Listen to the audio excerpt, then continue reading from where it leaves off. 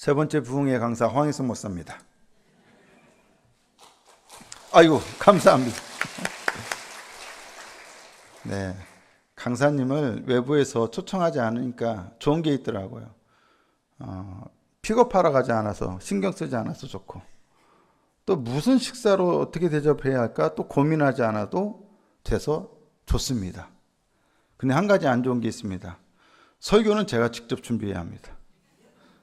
어제부터 하루 종일, 물론 지난 부흥회를 기획한 시간부터 머릿속으로 구상하고 또 기도하면서 또 어제부터 본격적으로 이틀간 말씀을 준비했는데, 지난주, 지지난주 다 은혜 받으셨죠? 그래서 부흥회 설교다 보니까 짧진 않았어요. 지난주도 아마 1시간에서 1시간 10분이었고, 첫째 시간은 1시간 한 20몇 분이었던 것 같아요, 시간적으로. 그래서 우리 전도사님이 목사님도 이번에는 1시간은 넘기지 않겠냐 이런 얘기 하는데, 사실은 제가 이번에 나는 그렇게 길게 하지 않으려고 한다. 왜 그랬을까요? 짧아야 은혜가 되니까? 그건 아니고 그렇게 부흥회 설교라고 부담이 되더라고요. 길게 굳이 할 필요가 있나, 그래서 부담이 되고, 솔직히 이렇게 매주 설교하는 사람이 또 부흥회라고 특별한 또 은혜를 끼치기가 좀 자신이 없는 거예요. 그래서 길게 한다고 될까?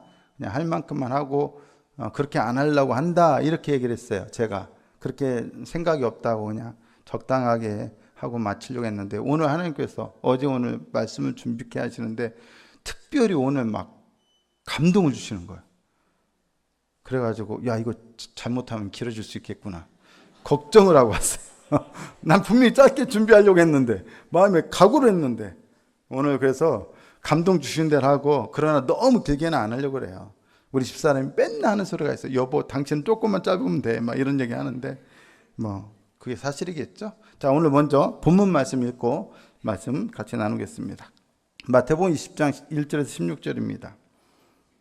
같이 한번 읽어보실까요? 시작. 천국은 마치 품꾼을 얻어 포도원에 들여보내려고 이른 아침에 나간 집주인과 같으니, 그가 하루 한 데나리온씩 품꾼들과 약속하여 포도원에 들여보내고 또 제3시에 나가보니 장터에 놀고 서 있는 사람들이 또 있는지라.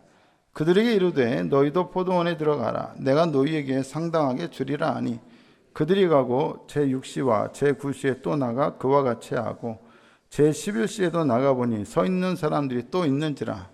이르되 너희는 어찌하여 종일토록 놀고 여기 서 있느냐. 이르되 우리를 품꾼으로 쓰는 이가 없음이니이다. 이르되 너희도 포도원에 들어가라 하니라.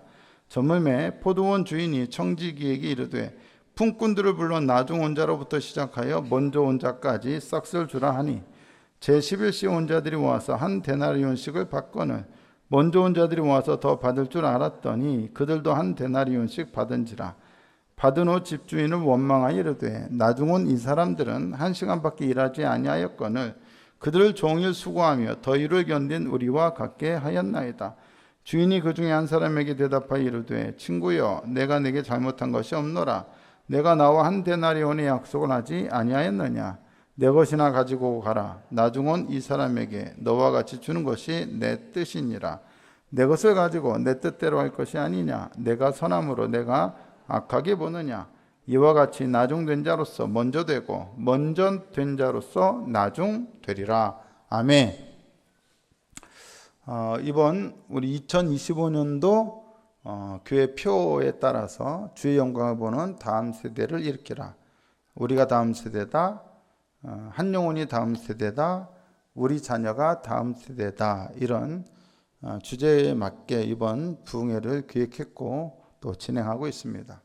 강사님들께 제가 처음에 요청할 때 이런 내용을 소개를 하고, 우리 한 영혼, 우리 자녀 중에 하나를 선택해서 본문과 설교 제목을 알려주시면 감사하겠습니다 했더니, 한 분은 우리를 하겠습니다 그러고 한 분은 우리 자녀를 하겠습니다 했어요. 그래서 한 분이 한 영혼을 해야 하는데 아무도 안 하네. 이 전도 설교거든요. 사실은 부담이 돼요. 사실 목사들에게 저 개인적으로는 전도 설교가 쉽지 않습니다. 왜냐하면 전도의 당위성은 누구나 아는데, 이거 우리가 전도를 하자고 하는 것이 자칫 구호로만 그칠 수가 있거든요. 우리가 뭐 전도를 하면 안 된다라는 생각 때문에 전도를 안 하는 사람은 없거든요.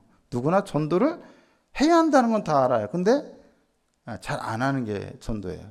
그러니까 누구나 열심히 하는 거, 누구나 동의하는 거는 설교가 쉬워요. 동기부여하기도 쉽고. 근데 아무리 정당한 명분이 있고 맞는 이야기라도 해봐야 부담만 되는 설교는 설교하기가 어렵죠. 그 중에 하나가 전도 설교고 또 하나가 헌금 설교 이런 것들이에요. 당연히 해야 하는 건 아는데 하기는 어려워요. 부담스러워요. 그래서 제가 이거는 안 뽑더라고요. 목사님들이. 그래서 사실은 전도학 교수에게 부탁을 했거든요. 그랬더니 시간이 안 된대, 학교 중에는. 그래가지고 마땅한 설교자를 구하지를 못해서 구하지 못한 죄로다가 죄가 하게 되었습니다. 오늘 세 번째 시간인데 담임 목사가 하다 보니까 매번 듣는 설교 또 듣는 거 아닌가 하고 기대감이 별로 없을 수도 있는데 그래도 여러분 나와주셔서 너무 감사해요. 그래도 여러분 저의 체면을 살려주신 거예요. 오늘 여러분 특별히 여러분 목사를 생각하고 또 은혜 받기를 사모해서 나오신 여러분들에게 갑절로 오늘 은혜가 넘치시기를 축복합니다. 우리나라에 유명한 목사님들이 많은데 그 중에 또 뭐 여러분들이 잘 아시는지 모르겠는데 원래 본명은 아닌데 이름을 개명을 해서 그렇게 이제 이름을 쓰신 목사님 중에 최권능 목사님이라고 있어요. 최권능 목사님 아시나요? 들어보셨죠? 이 최권능 목사님이 만든 구호가 있어요. 뭔지 아세요? 간단해. 복음 전도를 위한 구호예요. 간단한 캐치프레이즈고 또 뭡니까? 간단한 구호인데 뭐냐? 예수천당 불신지옥이에요. 예수천당 불신지옥이에요. 그러니까 최건능 목사님 시대의 이 구호는 정말로 복음을 아주 짧게 압축한 거예요. 다만 요즘 이것이 뭐 전철 같은 데서도 막 사람들이 시끄럽게 막 복음을 전한다고 외치고 그러니까 세상 사람들이 이거를 듣기를 싫어해요. 사실 이게 우리 복음의 핵심인 건 맞거든요. 근데 여러분 그럼에도 불구하고 우리가 쭉 한번 생각해 봐야 할 게 있어요. 불신자에게 예수천당 불신지옥 외치면 그 사람들이 이 말을 듣고 기분이 좋을까요? 안 좋을까요? 예? 안 좋아요? 여러분 복음은 뭐예요? 복음의 뜻은 뭐예요? 복음은 들었을 때 기쁜 소식이에요. 복된 소식이에요. 그게 그래서 복음이에요. 근데 예수천당 불신지옥이 복음의 요약이라고 핵심이라고. 근데 이 말을 했을 때 사람들이 듣기에 좋다 안 좋다? 기분이 안 좋다. 그러면 말은 내용은 복음일지 몰라도 표현 방식이 듣기에 좋지 않다고 하면 이거는 기쁜 소식이 아니에요? 아닌 것이죠. 진짜 누구나 들었을 때 다 듣기에 좋은 소식이어야 돼요. 왜 이 말이 듣기 싫어요? 사람들이 예수천당 불신지옥 가면 뭐부터 떠올라요? 뭐부터 생각해요? 어떤 게 가장 눈에 딱 들어와요? 아니 귀에 들어와요? 네, 지옥. 그래서 듣기가 싫은 거예요. 천당이 들려야 하는데 그리고 목적은 천당 가라고 복음을 전하는 건데 사람들은 천당에 대해서는 잘 기억이 못하고 뭐만 기억해요? 지옥만. 그래서 기분이 나쁜 거예요. 여러분 기억하셔야 돼요. 교회는 교회에 대해서 이야기하는 것이 아니라 천국에 대해서 이야기하는 것입니다. 맞습니까? 물론 지옥에 대해서 아예 이야기를 하지 않는 것은 아닙니다. 지옥에 대해서 이야기를 해야 할 때는 해야 합니다. 회개를 위해서라든가. 지옥도 있어요. 지옥이 없는 게 아니에요. 어떤 목사님은 지옥은 없다는 사람이 있어요. 하나님은 사랑이시니까 지옥은 없다. 여러분 지옥이 있습니까? 없습니까? 있어요. 지옥 없는 건 아니에요. 하나님 안 계신 곳이 지옥인데 무슨 지옥이 없습니까? 하나님 안 믿으면 그게 지옥이에요. 지옥을 꼭 가야만 지옥이 아니라 하나님 안 계신 곳이 어떻게 천국이 될 수 있어요? 지옥이죠. 때로는 지옥에 대해서 말해야 하긴 하지만 교회가 전하는 복음은 지옥에 강조점이 있는 것이 아니라 어디에 강조점이 있어요? 천국에 강조점이 있습니다. 그러니까 천국이 무엇인지를 소개하고 이 땅에 어떻게 살았든 간에 어떠한 고통과 슬픔과 아픔 속에서 살았던 이 천국에 대한 소망으로 그것들을 이겨낼 수 있도록 돕는 곳이 바로 교회가 해야 할 일이에요. 신구약 전체를 통틀어서 우리에게 천국에 대해서 가장 많은 이야기를 해주신 분이 누굽니까? 바로 우리 주님 예수님이세요. 예수님은 천국론에 관한 최고의 전문가이십니다. 천국에 대해서 알고 싶다면 주님이 천국에 대해서 말씀해 주신 비유를 우리가 들어보면 돼요. 예수님은 천국에 대해서 말씀하실 때 항상 무엇으로 말씀해 주셨어요? 천국은 무엇과 같다. 천국은 무엇이 따로 정의하시지 않고 어떤 명제로 말씀하신 게 아니라 무엇과 같다라고 하면서 뭐 하셨어요? 어떤 비유를 들어 이야기를 해주셨어요. 여기서 핵심은 천국은 어떻게 정의 내릴 수 있는 게 아니라는 거예요. 인간의 언어는 온전히 한 문장 혹은 아무리 몇백 페이지짜리 학술적인 논문이라 할지라도 천국은 우리가 정의할 수가 없어요. 그냥 무엇과 같다라고만 이야기식으로 우리가 이해할 수 있는 거예요. 왜? 완벽하게 묘사할 수 있는 인간의 언어는 없기 때문이에요. 예수님조차도 정의 내리시지 않고 천국에 대해서 이해할 수 있도록 우리가 이해를 할 수 있도록 돕기 위해서 이야기, 비유의 이야기로 하셨어요. 이야기의 특징이 있죠. 여러분 이야기 좋아하십니까? 안 좋아하십니까? 이야기 싫어하는 사람 있어요? 이야기의 힘은 참 무섭습니다. 요즘 우리나라가 K문화가 아주 대단한데 예전에는 주로 그 노래 K-팝이 K-문화를 선도하고 그게 많이 알려졌는데 요새는 K-팝뿐만이 아니라 이제는 K-영화나 K-드라마마저 굉장히 세계적으로 인기를 끌고 있습니다. 그런데 한국 드라마의 이야기, 스토리가 세계인들에게 굉장히 끌리는, 세계인들을 끌어들이는 매력이 있다는 거예요. 여러분 보셨을 텐데요. 우리나라, 저는 사실 보진 않고 그냥 영상에서 유튜브 이런 영상 잠깐 올라오는 것만 봤는데 제주도인가요? 제주도 방언으로 폭삭 소가수다. 폭삭 소가수다가 무슨 뜻이에요? 정말 수고 많았습니다. 이런 뜻이에요. 제주도 방언으로. 그게 이제 한 주인공 부부의 이야기잖아요. 애순이와 관식이. 다 아시죠? 말하지 않아도. 왜 모른 척 하세요?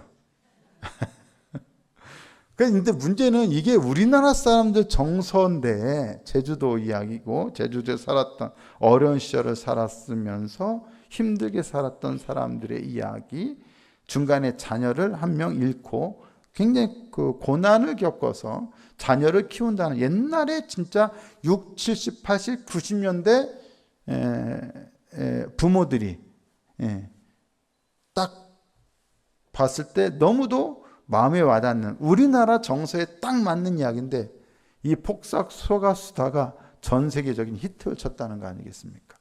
한국 드라마의 매력, 그 이야기가 가져다주는 그 힘에 완전히 모두가 매료가 된 거예요.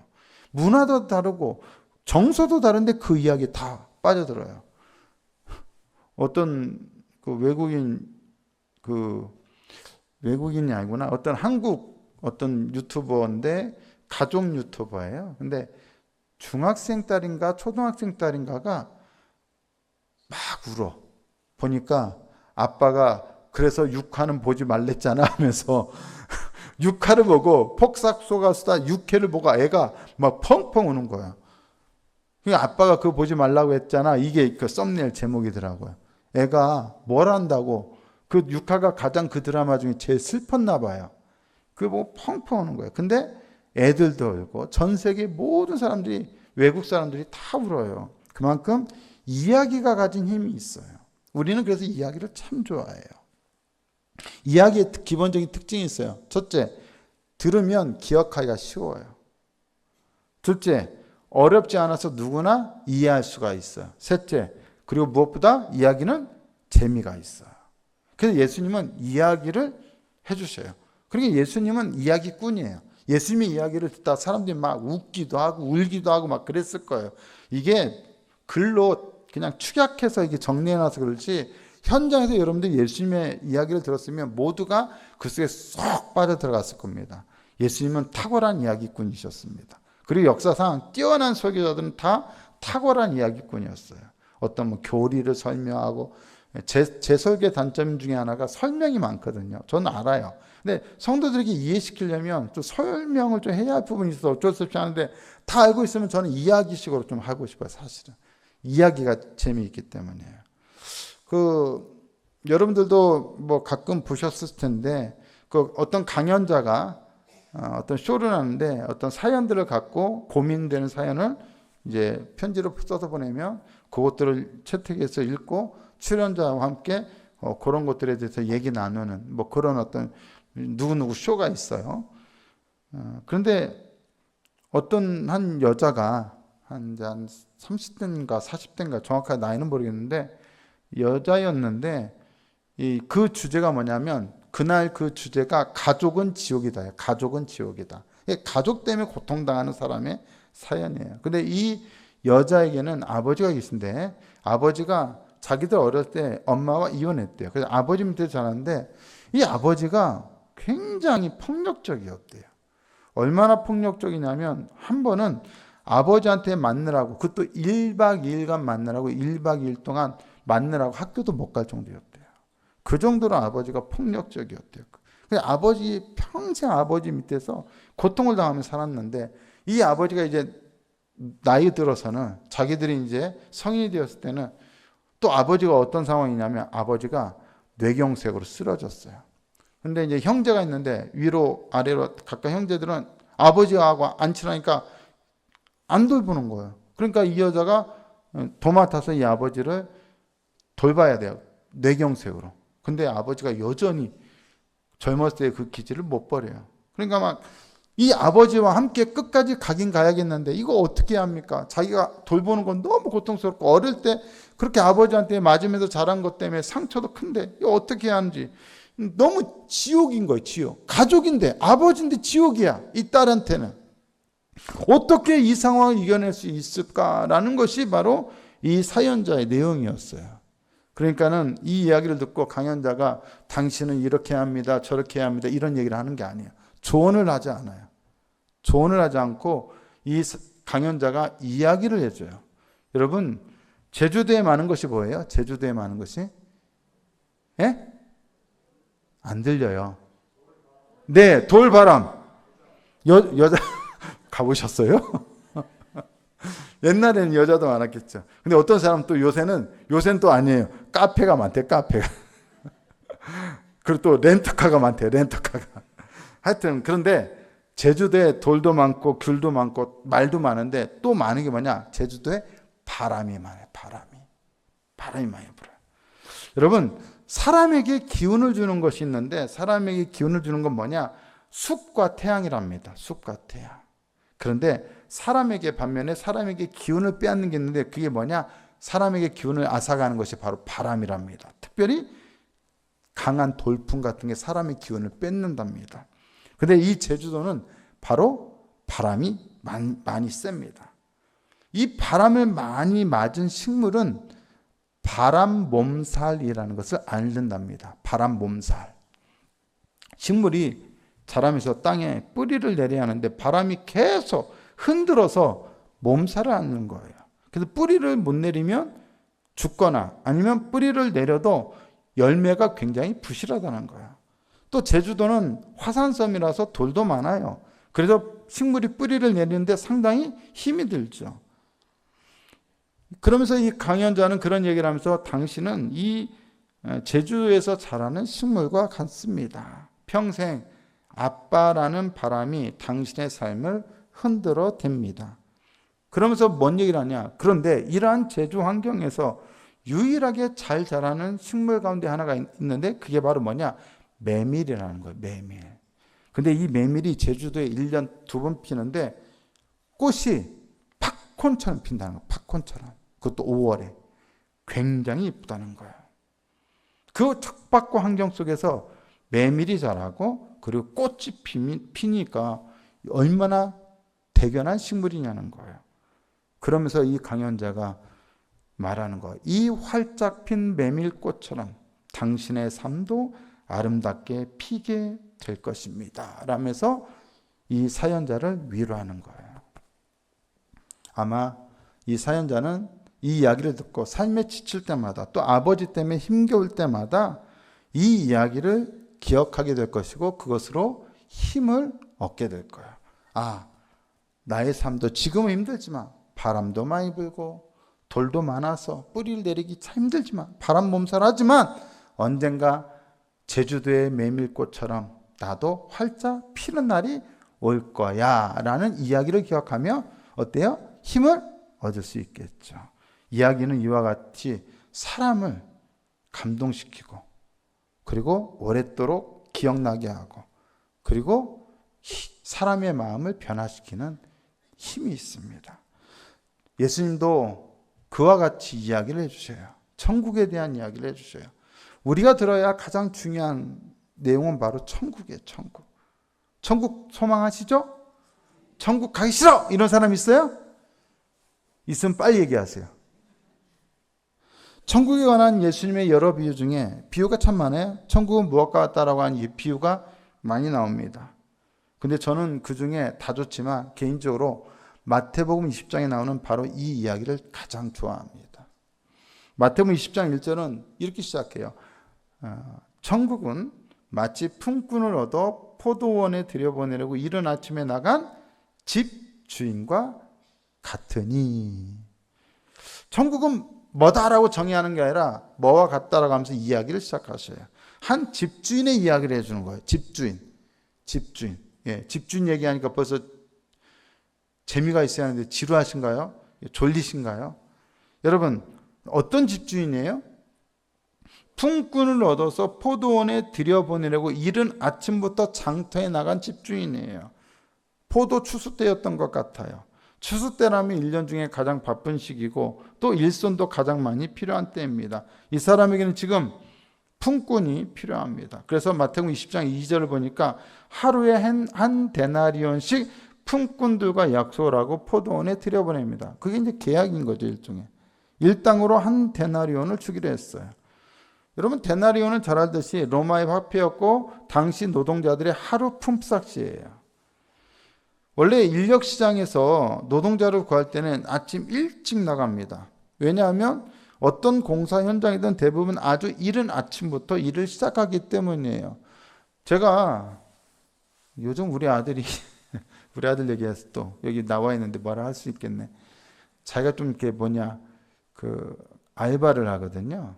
어떤 햄버거 집에서. 좀 힘든가 봐요. 육체 노동이니까 힘들죠. 그랬더니 자기는 아빠는 육체 노동 안 하고 자기는 육체 노동하니까 자기가 힘들다는 거야. 근데 여러분, 저라고 뭐 알바는 안 해봤겠어요? 제가 저도 노가다를 해봤어요. 군대 제대하고 노가다를 해봤어요. 인력시장에 나와서 제가 노가다도 해봤고 아는 사람 통해서 한 2달간을 따라다니면서 노동일을 했었어요. 그래서 제가 이 인력시장에 나가본 경험이 있기 때문에 얼마나 일찍 이 일자리가 빨리 채워지는 줄 알아요. 정말 일찍 가야 돼요. 5시쯤 넘어서부터 이미 사람들을 구하기 시작해요. 현장에서 미리 다 전화 와가지고 언제까지 보내달라면 봉고차가 딱 와가지고 사람을 태워가요. 내가 돈을 갖고 왔으면 당시에는 5,000원이었어요. 하루 일당이 5만 원이었는데 5,000원을 내고 가거나 아니면 돈이 없으면 신분증을 맡기고 가요. 그리고 나중에 다 끝나고 일당 받아와서 그 5,000원 주고 신분증을 찾아가요. 근데 거기까지 또 와서 누가 찾아가요? 5,000원 내고 가지. 그렇게 저도 일을 해봤거든요. 얼마나 일찍 이 일자리가 빨리빨리 마무리되는지를 알아요. 그러니까는 어느 시대나 사람이 필요한 자리보다 사람이 일하고 싶은 사람이 더 많아요. 결국 일자리를 못 구한 사람이 더 많다는 거예요. 주인은 충분히 일할 사람을 다 구했어요. 이미 구했기 때문에 이른 아침에 다 끝났기 때문에 장터에 다시 나갈 필요가 없어요. 그런데도 이 주인은 계속 시간대마다 인력시장에 나갑니다. 이른 아침에 갔어요. 뭐 가장 이른 시간이겠죠. 근데 또 그 이후에 언제 가냐? 제3시에 또 나가요. 제3시는 오늘날에 아침 오전 9시예요. 또 언제 나가요? 제6시. 제6시면 정오, 즉 12시예요. 그리고 제9시, 오후 3시예요. 그리고 심지어 제11시에도 나가요. 제11시면 몇 시예요? 오후 5시예요. 오후 5시면 보통 오후 6시에 다 거의 일 끝나기 때문에 거의 끝나기 1시간 전쯤이에요. 여러분 오전 9시는 이해할 만해요. 왜? 사람을 구하겠는데 아무래도 일손이 더 필요해 하고 더 구할 수도 있죠. 근데 여러분 하루 일이 다 마무리되는 시점인 오후 5시에도 사람을 데려다가 포도원에 들여보낸다? 그 사람에게 일자리를 제공한다? 상식적이지 않아요. 차라리 다음날 이른 아침에 다시 사람을 쓰고 말지. 이 집주인의 행동은 이미 우리가 봤을 때 상식적이지 않아요. 일이 다 끝났어요. 하루 종일 고생한 품꾼들이 이제 삭슬 받을 시간이에요. 뭐 가장 고생했으니까 그 품삯을 받는 그 시간이 가장 기다려지는 시간이고 기쁜 시간 아닙니까? 그런데 기분이 좋아지는 시간인데 이 품삯을 받음으로써 일부 품꾼들의 기분을 상하게 해버리는, 완전히 그들의 기분을 잡쳐버리는 일이 벌어지고 맙니다. 마태복음 20장 8절과 9절을 보니까 어떤 일이 있느냐? 포도원 주인이 청지기에게 이제 품꾼들을 불러서 품삯을 주라고 얘기하는데 나중 온 자로부터 시작해서 먼저 온 자까지 싹을 주라고 해요. 그래서 가장 나중 온 자가 제11시예요. 불러다가 싹을 주는데 얼마씩 줘요? 한 데나리온을 주는 거예요. 1시간밖에 일하지 않은 사람에게. 하루 일당이 얼마라고요? 한 데나리온이요. 근데 1시간 일한 사람이 얼마 받았다고요? 한 데나리온을 받았어요. 야, 여러분, 이 사람이 하루에 받을 일당을 받을 자격이 있어요? 사실은 없어요. 근데 이 사람에게 제11시에 온 사람들에게 한 데나리온을 줬어요. 완전히 인심이 후한 주인이에요. 야, 하루 1시간이라고 하루치 싹쓸 받은 사람은 완전히 그날 땡 잡은 겁니다. 그런데 이 사람들이 한 데나리온씩 받는 걸 보고 일찍 온 사람들이 어때요? 기대가 커요. 야, 머릿속에 계산이 되는 거야. 야, 저 사람이 한 데나리온을 받으면 우리는 와, 더 받겠네. 얼마 받을지는 모르겠어요. 그러나 최소한 제11시에 온 사람보다는 적게 받겠어요? 많이 받겠어요? 당연히 많이 받겠죠. 머릿속에 그런 계산은 누구나 다 할 수 있는 거예요. 그런데 놀랍게도 그날 그곳에서 일한 사람들 모두에게 주어진 것은 다 똑같이 한 데나리온이었다는 거예요. 똑같이 받고 기분이 상한 사람들은 누구예요? 먼저 온 사람들이죠. 그 중에 가장 기분 나쁜 사람은 이른 아침부터 온 사람이겠죠. 그래서 이 사람들이 더 받을 줄 알았는데 더 못 받으니까 집주인은 어떻게 했어요? 원망해요. 억울하죠. 1시간 일하는 사람들과 우리를 하루 종일 뜨거운 떼약볕 아래서 엄청난 더위와 더위 속에서 온종일 수고한 우리들을 똑같이 대우했다는 것 때문에 기분이 나쁜 거예요. 이거 주인 잘못한 거 아니에요? 주인 좀 이거 잘못된 거 아니에요? 어떻게 계산을 이런 식으로 합니까? 이거 비상식적인 것 같잖아요. 이 이야기를 듣고 대부분의 사람들이 느끼는 감정에 대해서 어떤 저자는 이렇게 적절하게 표현했습니다. 그것은 맨 나중에 고용된 사람들에게는 청량 음료처럼, 그 전에 온 사람들에게는 구정물처럼, 거의 처음에 온 사람들에게는 식초처럼, 그리고 가장 먼저 온 사람에게는 황산처럼 내려간다. 누구만 좋아요? 나중 온 사람들만 좋아. 앞으로 갈수록 안 좋아. 근데 예수님은 이 이야기를 하라고, 이게 뭐라고요? 무엇에 대한 이야기를 하면서 이 얘기를 해요? 천국에 대한 이야기를 하면서 이 얘기를 해요. 아니, 이런 곳이 천국이란 말이야? 아니, 이렇게 불공평한 것이? 이렇게 불공정한 것이? 여러분, 이런 식으로 품삯을 계산하는 곳이 천국이라면 그런 곳에 살고 싶습니까? 안 살고 싶습니까? 왜 이야기가 우리에게 못마땅하게 느껴지죠? 보통 사람들에게? 왜 우리에게는 이 집주인이 이상하다고 느껴집니까? 그것은 바로 이 이야기를 먼저 온 사람의 입장에서만 보려고 하기 때문입니다. 하지만 여러분, 과연 우리 중에서 먼저 와서 일한 사람이 있을까요? 저와 여러분 중에서 이른 아침부터 와서 일한 사람이 있을까요? 오히려 우리는 누구의 입장이 더 가까울까요? 11세에 들어가서 일한 사람들의 입장이 더 가깝지 않을까요? 우리는 의인입니까? 죄인입니까? 죄인이죠. 그것은 무엇을 의미합니까? 우리가 이른 아침에 먼저 들어간 품꾼이 아니라 사실은 제11세에 들어가 일한 사람들이라는 것을 의미합니다. 관점과 시각을 바꿔서 본다면 이 이야기가 주는 의미는 완전히 달라집니다. 생각을 바꾸면, 입장을 바꾸면 이 이야기는 참으로 놀라운 이야기라는 것을 우리는 깨달을 수밖에 없습니다. 주인의 의도는 무엇입니까? 마태복음 20장 14절에 보니까 뭐라고 되어 있느냐? 원망한 사람들에게 네 것이나 가지고 가라. 나중 온 이 사람에게 너와 같이 주는 것이 내 뜻이니라. 나중 온 이 사람들에게 똑같이 한 데나리온을 주는 것이 주인의 뜻이에요. 먼저 온 사람이 받을 한 데나리온, 즉 의인들만 들어갈 수 있다라고 생각되어지는 그 천국을 제11세에 온 우리 죄인들도 들어갈 수 있도록 해주기를 원했던 것이 바로 하나님의 나라, 천국이라는 거예요. 우리는 정상적인 품삯을 받을 만큼 의롭지 못합니다. 구원받을 만한 자격이 없습니다. 천국, 하나님 나라에 들어갈 만큼 우리는 의롭지 못합니다.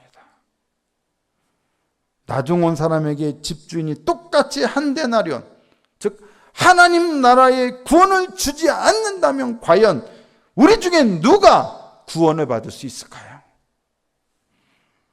경제적으로만 보면 이 이야기는 매우 불합리하게 보입니다. 만약 이런 식으로 직원들에게 월급을 주는 회사가 있다면 그 회사는 곧 얼마인가 반드시 망하게 될 것입니다. 하지만 예수님의 이야기는 경제 이야기가 아닙니다. 예수님의 이야기는 우리에게 하나님 나라가 어떤 곳인지, 그리고 그 나라에 누가 들어갈 수 있는지를 말씀해 주시기 위한 것입니다. 어떻게 보면 이런 관점에서 보면 하나님의 나라는 공평한 거예요? 불공평한 거예요? 불공평한 거예요. 이것이 바로 하나님 나라예요. 은혜는 거저 주는 것이기 때문에 공평한 게 아니에요. 그래서 은혜는 놀라운 거야. 그것이 바로 우리에게 주어지는 하나님의 나라라는 것입니다. 보통 천국은 어떤 사람들이 가는 곳이라고 생각되어집니까? 예수를 안 믿는 사람들도 누가 천국 간다고 그래요? 착한 사람, 죄 없는 사람이 간다고 누구나 생각을 해요. 있는지 없는지는 안 믿어도 천국이 있다면 그런 사람들이 가는 거라고 누구나 생각해요. 그런데 여러분, 천국의 그런 관점에서 천국에 들어갈 수 있다고 한다면 과연 누가 천국에 들어갈 수 있어요? 로마서 3장 23절 뭐라고 말씀합니까? 모든 사람이 죄를 범하였음에 하나님의 영광에 이르지 못하더니. 누가요? 모든 사람이 죄를 범했어요. 누가 이른 아침부터 온 사람이에요? 아니에요. 다 누구예요? 제11세 겨우 문 닫기 전에 가서 겨우 조금 일한 사람이에요. 로마서 3장 10절과 12절에 뭐라고 되어 있습니까? 기록된 바 의인은 없나니 하나도 없으며 깨닫는 자도 없고 하나님을 찾는 자도 없고 다 치우쳐 함께 무익하게 되고 선을 행하는 자는 없나니 하나도 없도다. 우리가 의롭습니까? 우리가 천국에 들어갈 수 있습니까? 우리는 맨 마지막에, 그것도 집주인의 전적인 은혜로 포도원에 들어간 사람들입니다. 우리 모두는 죄인입니다. 천국에 들어갈 자격이 원래 없었던 사람들입니다. 집주인이 들여보내지 않았으면 들어갈 수 없었던 사람, 일자리도 구하지 못했던 사람이에요. 우리는 마태복음 20장 6절과 7절을 보면 계속 갈 때마다 사람들이 서성이고 있어요. 장터에서 너희들 왜 여기 있어? 왜 포도원 들어가서 일 안 해? 그러니까는 그 사람들이 뭐라 그래요? 우리를 품꾼으로 쓰는 이가 없음이니이다. 우리를 품꾼으로 써주는 사람이 없어요. 여러분, 품꾼으로 써주지 않으면 포도원에 들어갈 수 없어요. 우리는 죄인이기 때문에 우리에게 맞는 포도원이 없어요. 우리가 들어가서 일할 만한 곳이 원래 없어요. 천국에 못 들어가요. 일도 구하지 못한 채 하루 종일 비둥거리다가 하루를 어땅치면 어떻게 됩니까? 그 사람뿐만 아니라 그의 가족들 모두가 하루 종일 쫄쫄 굶어야 합니다. 하루 벌어 하루 먹고 사는 시대 아닙니까? 하루 못 벌면 그날은 그냥 굶어야 돼요. 온 가족이. 이러한 품꾼들의 처지는 사실 하나님 나라에 들어갈 자격이 없어서 천국 문 밖에서 영원히 유리하고 방황할 수밖에 없는 우리의 삶과 영혼을 상징하는 것입니다. 오늘 우리는 이 이야기가 전해주는 천국을 통해서 천국에 대한 다음과 같은 이해를 좀 두 가지 이해를 가져볼 필요가 있겠습니다. 첫째로 천국이란 죽을 처지에 있는 사람을 다시 살리는 것입니다. 예수님은 이 비유를 통해서 무엇을 우리에게 말씀해 주고 싶으셨을까요? 이 주인의 마음, 이 주인이 베푼 은혜가 바로 하나님의 나라, 즉 천국이라는 것을 말씀하고 싶으셨던 것입니다. 천국이란 바로 이러한 은혜가 넘치는 곳, 이러한 은혜로만 갈 수 있는 곳, 이러한 은혜가 작동하는 곳이라는 것을 알려주고 싶으셨던 것입니다. 예수님이 말씀하시는 천국이란 무엇입니까? 아무런 자격이 없는 자에게 베푸시는 무조건적인 사랑과 은혜입니다. 죄인을 의인으로 간주하는 하나님의 용서와 사랑입니다. 천국이란 죽을 처지에 있는 자격이 없는 사람을 다시 살리는 것입니다. 포도원에 들여보내주는 겁니다. 천국에 들여보내주는 것입니다. 계산합니까? 계산하지 않습니다. 너 먼저 왔어? 너 늦게 왔어? 따지지도 않습니다. 묻지도 않습니다. 들어가고 싶으냐? 그렇습니다. 들어가라. 한 시간밖에 안 남았다는 걸 따지지 않습니다. 들어가고 싶으면 와라. 은혜를 베푸는 겁니다. 사랑을 베푸는 겁니다. 선물을 주는 겁니다. 만약 우리가 이러한 집주인이 있다는 걸 알았다면, 야, 11시에 들어갔는데도 하루 일당을 주고 자격이 없는데도 들여보내서 일하게 해주는 그 집주인이 있다는 걸 우리가 알았다면, 우리 주변 사람들 다 일자리를 구해야 할 사람들인데, 일자리 못 구하면 쫄쫄 굶어야 할 사람인데, 그 사람들에게 우리가 어떻게 하는 게 마땅합니까? 여러분, 우리가 재미있는 영화나 드라마 한번 봐도, 좋은 책만 봐도, 아, 이거 좋아, 재밌어, 이거 읽어봐, 이거 봐봐, 얘기하잖아요. 어디 가서 맛있는 것만 먹고 와도 어느 집 맛집이더라, 가봐라, 하잖아요. 그런데 이렇게 좋은 집주인을 우리가 만났다면, 알게 되었다면, 그 집주인을, 일자리를 구해야 할 사람들에게 뭐라고 해야 돼요? 소개해줘야 돼요. 알려줘야 돼요. 말해줘야 돼요. 나만 들어가야 돼요? 아니죠. 그 사람들에게, 야, 이런 좋은 집주인이 있어, 우리 그곳에 함께 가보자라고 말해야 합니까? 안 해야 합니까? 왜 말을 못해요? 말해야 합니까? 말 안 해야 합니까? 나만 알아야 돼요? 나만 알고 싶은 비밀이에요? 근데 오늘날 많은 그리스도인들이 이 집주인에 대해서 말하지 않아요. 천국에 대해서 말하지 않아요. 그렇다면 오늘 많은 품꾼들이 은혜로운 포도원, 즉 하나님 나라에 들어가지 못하게 막고 있는 것은 이 집주인에 대해서 소개하지 않는, 알리지 않는, 입을 열지 않는 우리 그리스도인들 아닙니까? 천국에 그들이 못 들어간 것은 우리가 알리지 못하기 때문이 아닐까요? 알리지 않기 때문 아닐까요? 왜 그리스도인들은 이 놀라운 집주인에 대해서 말하지 않습니까? 왜 이것이 복음이고 이것이 천국인데 왜 말하지 않죠? 왜 집주인이 우리에게 허락하시는 하나님 나라에 대해서 알려주지 않죠? 선포하지 않죠? 가장 큰 이유 중에 하나는 바로 우리가 은혜에 대한 감격을 상실했기 때문일 것입니다.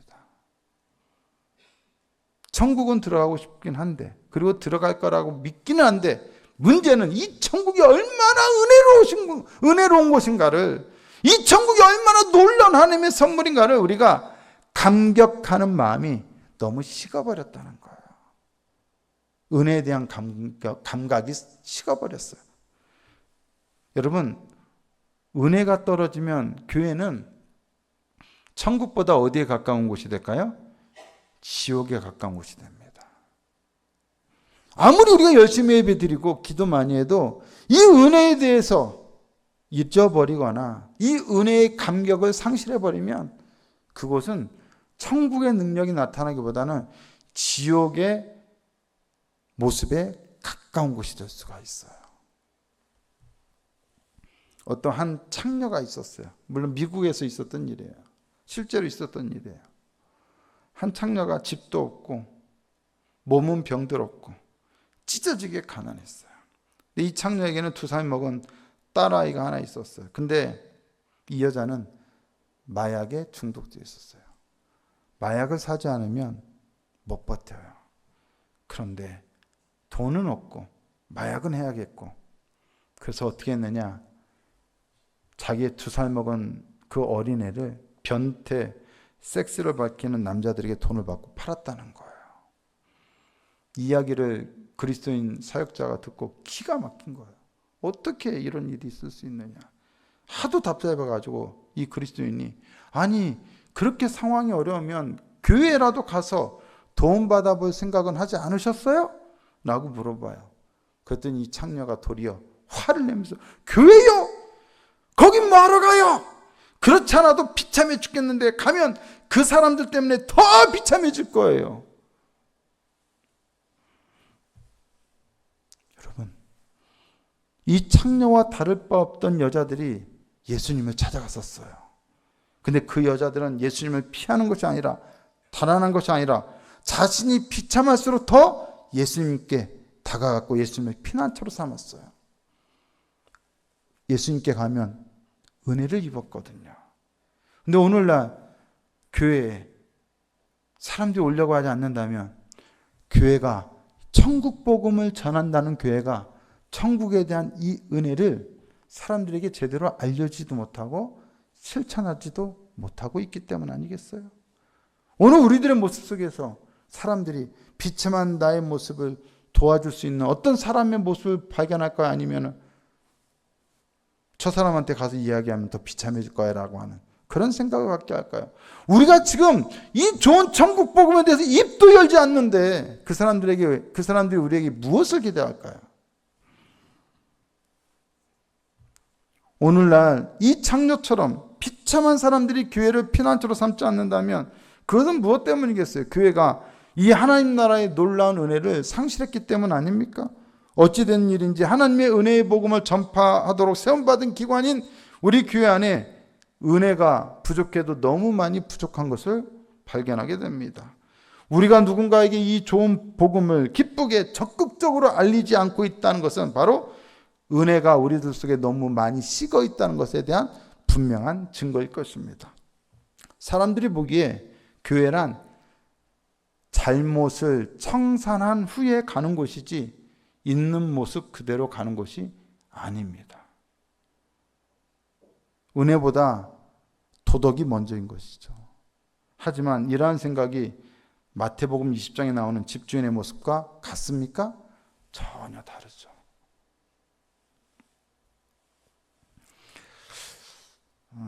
베니스 미술대학 벽에는, 이태리 베니스 미술대학 벽에는 파울로 베로니스라는 화가의 그림이 한 점 걸려 있다고 합니다. 그런데 이 화가는 바로 자기가 그렸던 이 그림 때문에 종교 재판을 받았다고 그래요. 이 그림은 예수님이 제자들과 함께 잔치에 가서 앉아 계신 것을 그린 그림이었는데, 한쪽 구석에서는 로마 병사들이 노닥거리고 있고 반대편에서는 어떤 남자가 코가 빨개져 있고 또 주인 없는 개들은 사방을 휘젓고 다니고 군데군데 술 취한 사람, 난쟁이들, 흑인들, 심지어 시대에 안 맞는 당시 이제 이태리, 유럽을 공포에 떨고 했던 훈족까지 그 그림에 나와 있다는 거야. 종교재판 재판관들이 이 그림이 불경하다고, 아니 이런 그림을 교회에다가 그려서 걸어놓는단 말이야, 도대체 왜 이런 그림 그렸어? 하고 재판하면서 해명을 요구하자 이 화가 베로니스라는 사람이 뭐라고 했느냐면, 복음서를 기준으로 보건대 바로 이런 사람들이 예수님이 어울렸던 부류라고 하면서 자기 그림을 변호했다라는 거예요. 예수님 주변에 있던 사람들이 바로 이런 사람들, 사회적으로 지탄받는, 도덕적으로 문제 많은, 아까 그 창녀와 같은 그런 사람들이었다는 거예요. 그런 사람들이 왜 예수님 주변에 있었어요?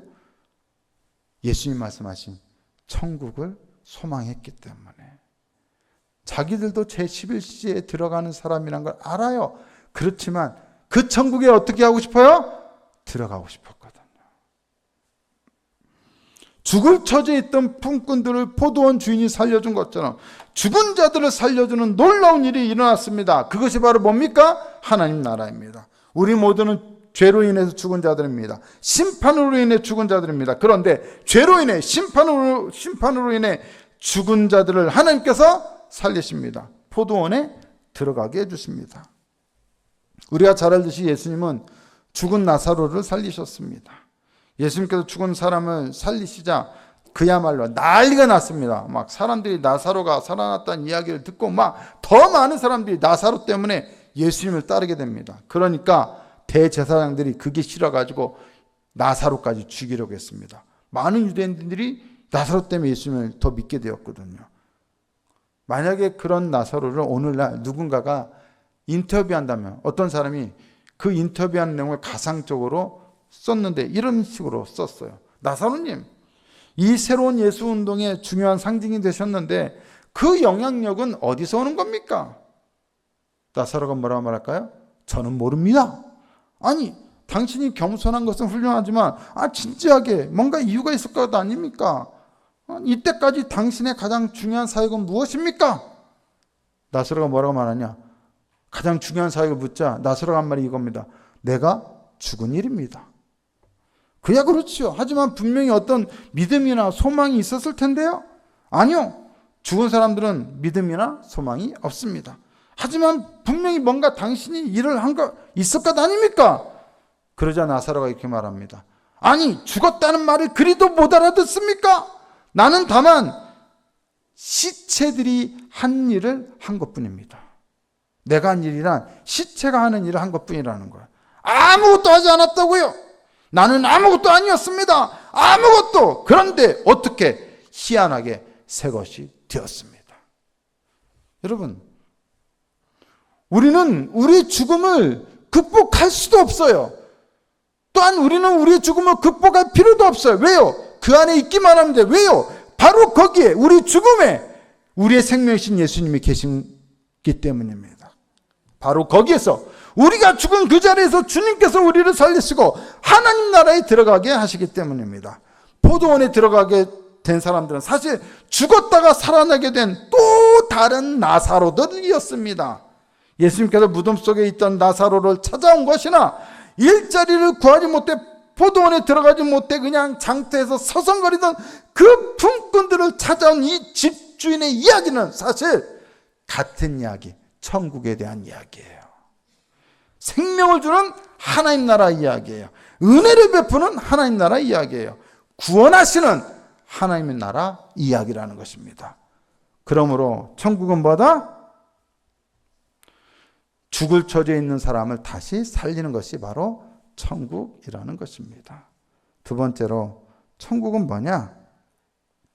자격을 갖춰서 올 때까지 기다리는 것이 아니라 아무런 자격 없는 자를 찾아가는 것입니다. 여러분, 프랑스의 위대한 문인 빅토르 위고라는 사람이 있습니다. 이 빅토르 위고가 쓴 소설, 아주 유명한 소설이 있는데 아시는 게 있죠? 바로 레미제라블입니다. 레미제라블. 프랑스어로 레미제라블이에요. 레미제라블의 주인공이 누구예요? 그 유명한 장발장입니다. 근데 이 레미제라블의 뜻이 무엇인지 아십니까? 혹시 생각해 보셨나요? 요즘은요, 시대가 좋아서요, 인터넷 검색만 해도 돼요. AI한테 물어보면 다 알려줘요. 저도 궁금해서 한번 찾아봤어요. 레미제라블은 무슨 뜻인가? 레미제라블의 뜻은 비참한 사람들 또는 불쌍한 사람들이란 뜻이에요. 당시에 빅토르 위고가 이 소설을 쓸 때 프랑스어에서는 가난, 억압, 불의, 사회적 편견 등으로 고통받던 정말로 많은 소외당하던 사람들이 있었다는 거예요. 주인공 장발장을 비롯해서 이 소설에 등장하는 인물들 모두가 비참한 상황에 처해 있다는 것을 의미합니다. 빅토르 위고는 바로 이들의 삶을 통해 당시 사회의 부조리를 고발하고 인간의 존엄성과 구원의 문제를 깊이 있게 다루었던 것입니다. 이 소설의 주인공 장발장은 19년형 중노동을 선고받고 복역을 했습니다. 19년 동안. 뭐 때문에요? 빵 하나 훔쳤다고. 빵 하나 훔쳤다고. 몇 년을? 19년을. 그리고 결국 19년 만에 출소하게 됩니다. 그런데 당시의 죄수들은 꼭 신분증을 갖고 다녀야 했기 때문에 신분증을 보여달라고 하면 거기 뭐가 돼 있어요? 전과자 기록이 있겠죠. 가서 어느 여관이든 들어가서 보여주면 재워주질 않는 거야. 나가라는 거야. 어느 여관도 이 전과자를 받아주지 않았어요. 그렇게 며칠을 헤매는데 막 갑자기 비는 오고 나흘간 시골길을 헤매고 있던 차에 우연히 한 신부를 만났고 그 교회 갔더니 신부가 흔쾌히 자비를 베풀어서 이 장발장을 재워주게 됩니다. 편안한, 오랜만에 누워보는 편안한 침대에서 잠을 자는데 장발장이 편안하게 잠을 잤으면 좋잖아요. 재워졌으니까 지금 여러분들 편안하게 주무시고 계시는데 이렇게 편안하게 자면 되잖아요. 그죠? 근데 장발장이 잠을 자야 안 자요? 안 자요. 그 집주인 신부님이 그 미리엘 신부인데 이름이 미리엘 신부예요. 소설 속에서 미리엘 신부와 그 누이가 잠자는 걸 확인하고 잠든 걸 확인하고 장발장이 침대에서 일어나서 찬장을 막 뒤져요. 뒤지다가 뭘 발견해요? 은잔을 발견해요. 그리고 그를 훔쳐요. 그리고 바로 나와서 도망쳐요. 어떻게 됐을까요? 다음날 아침에 경찰 3명이 장발장을 끌고 신부 앞으로 옵니다. 진문을 두드립니다. 신부님, 이 집에서 은잔을 훔쳐서 달아나던 이 범인을 저희가 붙잡았습니다. 그러자 신부가 어떻게 해요? 신부의 반응이 누구도 예상하지 못했던 거예요. 그러자 물론 장발장이 가장 놀랬죠. 장발장을 딱 보더니 신부가 다시 오셨군요. 참 다행입니다. 제가 촛대까지 드린다는 걸 잊으신 모양이죠. 아, 이 촛대도 은인데 깜빡 잊고 놓고 가셨나요? 이것도 가져가세요. 경찰이 어떻게 해요? 분명히 훔친 도둑인데 신부가 이렇게 나오니까 잡아갈 수 있어요, 없어요? 못 잡아가죠. 경찰이 할 말을 잃고 그냥 떠나가자 떨고 있던 장발장에게 신부가 이 은으로 된 촛대마저 주면서 뭐라 말해요? 이 돈을 정직한 사람이 되는데 쓰시기로 저와 약속하십시오. 절대 잊지 마십시오. 잊으시면 안 됩니다. 이 신부 때문에 이 장발장 이후에 사람이 변화되고 새로운 삶을 살게 되었다는 거예요. 여러분, 누구도 예상하지 못했던 이 은혜로운 신부의 모습 때문에 이 신부의 행동의 위력으로 인해서 장발장의 삶은 완전히 달라집니다. 이와 같이 은혜임은 사람을 어떻게 합니까? 새롭게 만듭니다. 사람을 변화시킵니다. 새로운 삶을 창조합니다. 하나님의 나라는 이와 같이 우리에게 새로운 삶을 주는 겁니다. 로마서 5장 8절에 뭐라고 말합니까? 우리가 아직 죄인 되었을 때 그리스도께서 우리를 위하여 죽으심으로 하나님께서 우리에 대한 자기의 사랑을 확증하셨다. 뭐예요? 우리가 최선의 모습일 때, 의인이거나 아주 좋은 모습일 때 우리를 찾아오신 것이 아니라 우리가 최악의 모습일 때, 죄인일 때 누구처럼? 장발장처럼 은혜를 잊고 변망득하게 집에 있는 은잔을 훔쳐서 도망간 이 장발장처럼 가장 최악의 모습일 때 하나님의 가장 강력한 구원과 은혜가 임했다라는 것입니다. 그것이 뭐다? 하나님 나라 천국이라는 거예요. 장발장에게 신부가 은혜를 베풀었던 것은 그에게 무슨 가능성과 잠재력을 보았기 때문이 아니에요. 좀 뭔가 사람이 뭔가 개과천선할 만한 뭔가 구석탱이가 하나라도 보여서가 아니에요. 오히려 정반대였잖아요. 그런데도 그에게 있던 촛대마저, 은촛대마저 다 안겨줍니다.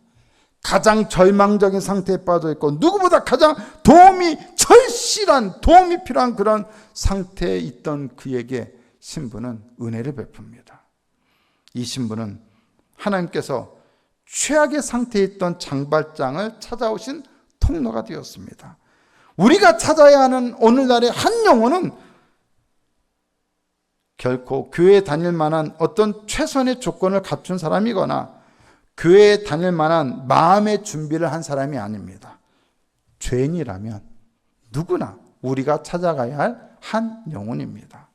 그렇게 찾아갈 때 또 다른 장발장과 같은 인생으로 누군가가 변화될 것입니다.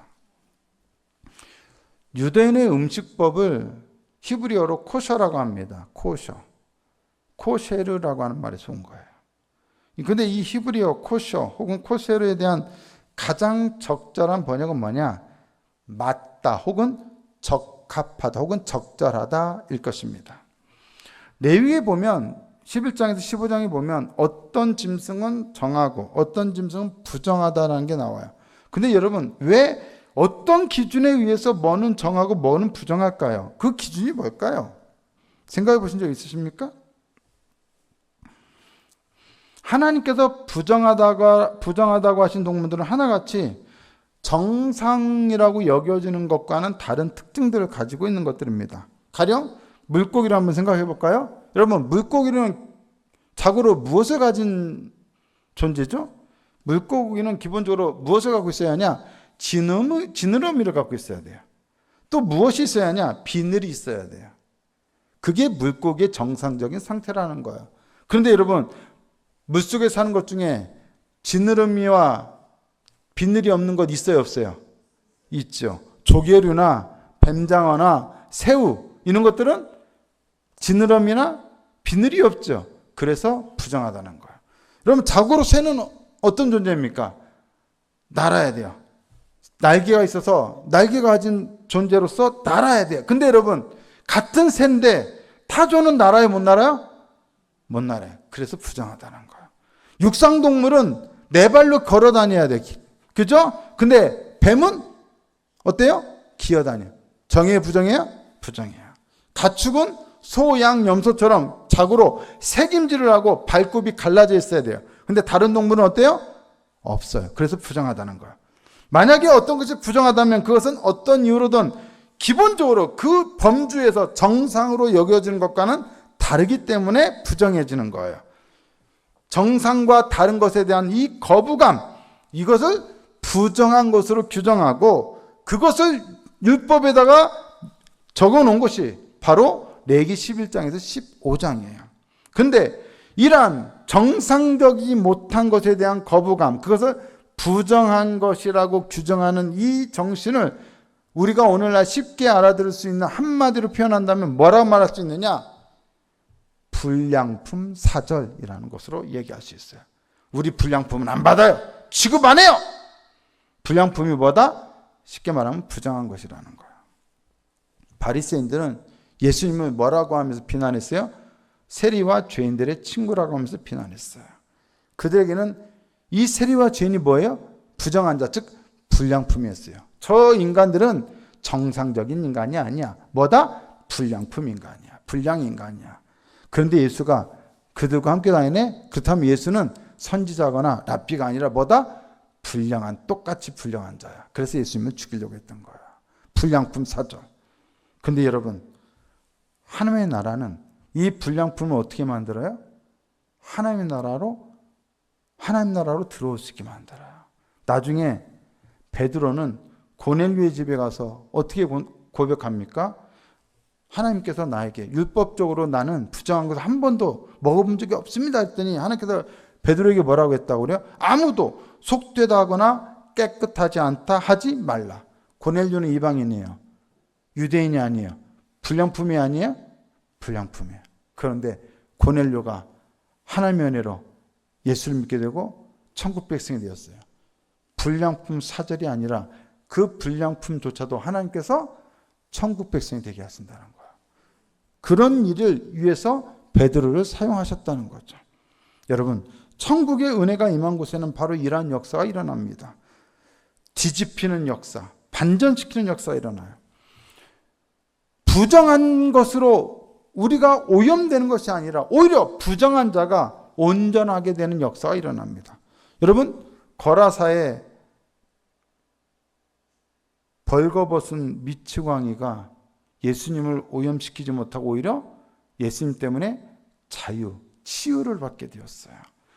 출혈이 멈추지 않던 부정한 여인, 가련한 혈루증 여인은 그 부정함 때문에 예수님을 오염시킨 것이 아니라 오히려 예수님으로 인하여 나음을 입고 떠나가게 되었습니다. 12살 난 소녀의 시체는 예수님을 오염시키지 못하고 오히려 다시 살아났습니다. 이것은 구약 율법의 폐기가 아니라 구약 율법의 완성이에요. 병든 자, 저는 자들은 부정을 오염시키는 오염원이 아니라 하나님의 자비가 임해야 할 대상입니다. 우리는 그 자비를 베풀기 위해서 오염을 기피하는 사람들이 아니라 오히려 하나님의 은혜를 그들에게 전달하는 사람이 되어야 합니다. 그리스도인이 이 세상을 위해 기여해야 할 것은 바로 이 어둡고 악하고 무자비하고 은혜를 모르는 세상에 이 하나님 나라의 은혜를 전하고 그 하나님의 나라의 은혜를 실천하여 나타내 보이고 그 하나님의 나라의 은혜를 베푸는 것입니다. 이러한 곳이 바로 교회가 되어야 합니다. 그런 의미에서 오늘날 교회는 천국의 식민지가 되어야 합니다. 빌립보서 3장 20절에 보면 사도 바울이 빌립보 성도들에게 이렇게 말합니다. 우리의 시민권은 하늘에 있는지라. 우리의 시민권이 어디에 있다고요? 하늘에 있다고요. 근데 여러분, 이 내용이 빌립보서에 있다고 했죠. 바울이 빌립보에 있는 성도들에게 보낸 편지예요. 근데 빌립보는 당시에 어떤 도시였느냐? 로마의 식민지였어요. 분명히 그들은 로마의 식민지인 빌립보서에 살아요. 빌립보라는 동네에 살아요. 빌립보는 오늘날의 그리스예요, 그리스. 그런데 빌립보에 살지만 이들은 누구다? 로마 시민이에요. 아니, 로마에 살지도 않고 빌립보라고 하는 저 멀리 떨어진 곳에 사는데도 여전히 그들을 로마 시민이라고 말할 수 있는 이유는 뭐 때문입니까? 이 빌립보가 로마의 식민지였기 때문이에요. 마찬가지로 우리가 천국에 사는 게 아니라 이 땅에 사는데 어떻게 우리의 시민권이 하늘에 있다고 말해요? 천국에 있다고 말해요? 우리는 이 땅에 살고 있는데 그 이유는 지금 우리가 살고 있는 이 땅이 무엇이기 때문에? 천국의 식민지이기 때문이죠. 그래서 천국의 식민지인 그곳에 살아가는 우리들을 천국 시민권자라고 말할 수 있는 것이죠. 그런 의미에서 우리가 하늘에 우리 시민권이 있다라고 말할 수 있는 것이죠.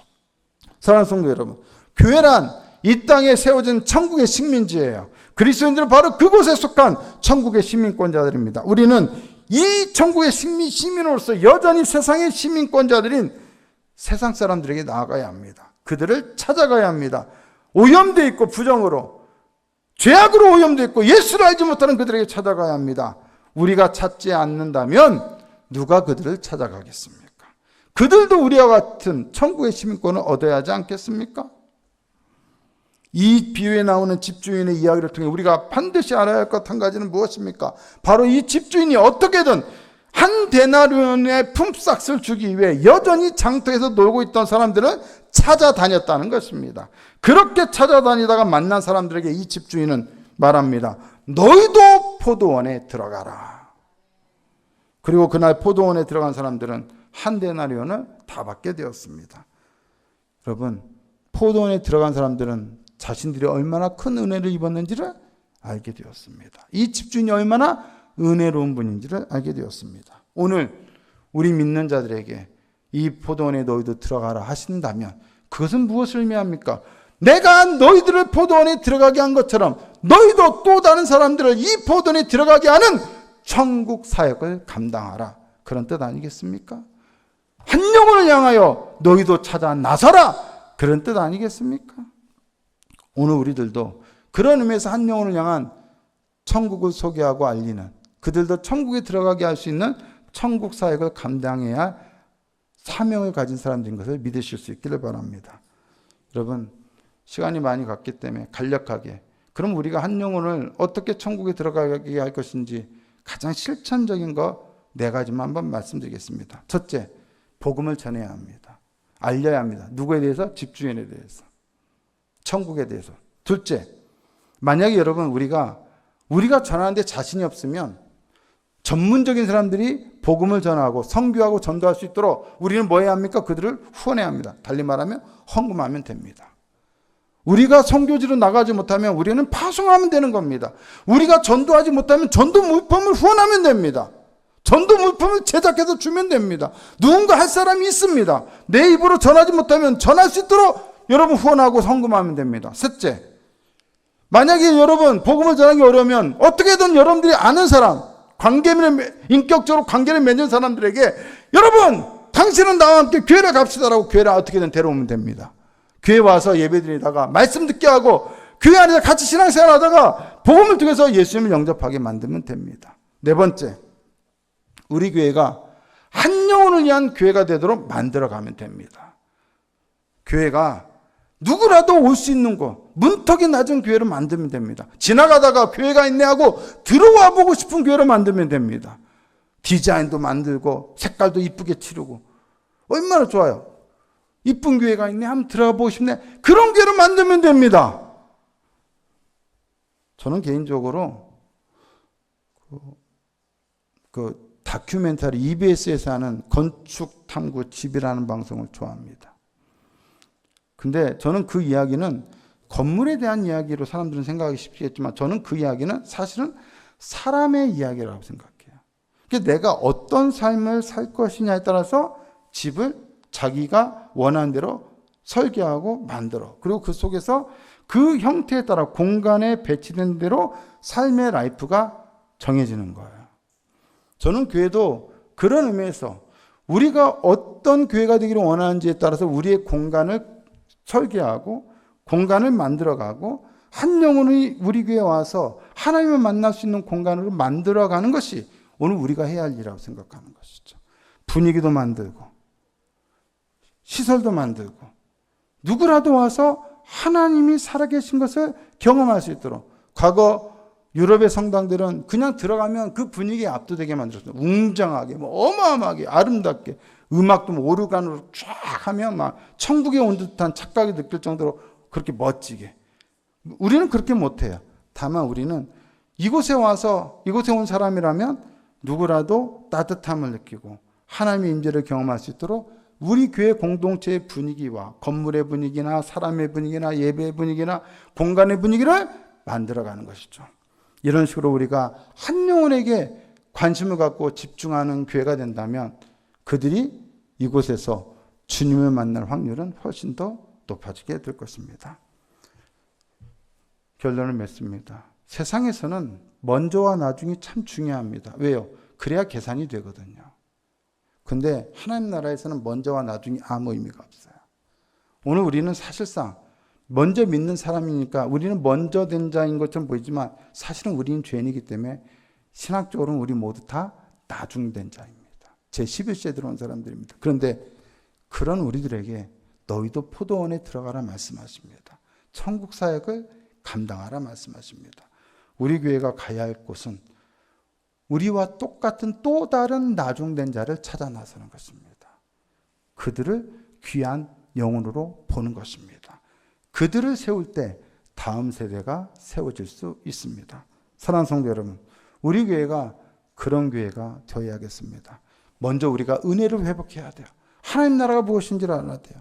나를 이렇게 사랑하셔서 아무 자격 없는 나를 이렇게 만나주시고 구원하셨다. 이거를 제대로 깨닫고 그 감격이 식어지지 않는다면 우리는 어떻게든 이 좋은 예수님을, 이 좋은 천국의 집주인이신 하나님을 증거하지 않을 수가 없는 것이죠.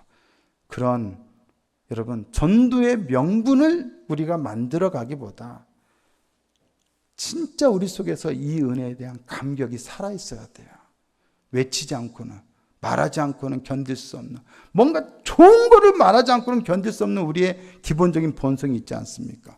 그렇다면 예수님에 대하여, 복음에 대하여, 천국에 대하여 말하지 않고는 견딜 수 없는 그런 감격이 우리에게 있어야겠죠. 우리 교회 너무 좋은 교회예요 라고 말하지 않을 수 없는 그런 교회를 만들어 가야 하지 않겠습니까? 우리 교회 성도들 너무 좋아요, 그렇게 만들어 갈 수 있는 우리 교회 공동체 되어야 하지 않겠습니까? 그것이 한 영혼을 위하여 출발할 수 있는 가장 기본적인 출발점, 스타트 라인이 되어야 하고, 그런 교회가 되고 그런 성도들이 되어 그런 감격을 회복하여 세상을 향하여 나아가는 저와 여러분 다 되실 수 있기를 예수님의 이름으로 축복합니다.